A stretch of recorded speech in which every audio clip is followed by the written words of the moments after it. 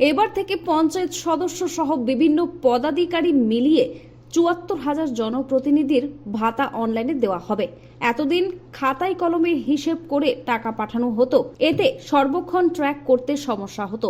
ফলে কখনো ২ মাস, কখনো বা ৩ থেকে ৪ মাস অন্তর টাকা পেতেন তারা।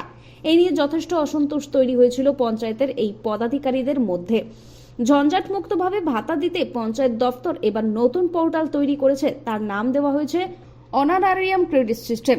এর মাধ্যমে সরাসরি পঞ্চায়েত প্রধান, উপপ্রধান, সঞ্চালক, পঞ্চায়েত সমিতির সভাপতি, জেলা পরিষদের সভাধিপতি, সহকারী সভাধিপতি এবং কর্মদক্ষদের অ্যাকাউন্টে টাকা পৌঁছে যাবে। নতুন বোর্ড গঠন হওয়া থেকে বকেয়া যে টাকা পাওনা রয়েছে তা ১ মাসের শেষে অথবা সামনের মাসের শুরুতেই সমস্ত অ্যাকাউন্টে পাঠানো হবে। তারপর ফেব্রুয়ারি থেকে প্রতি মাসে টাকা ঢুকবে পঞ্চায়েত পদাধিকারীদের অ্যাকাউন্টে।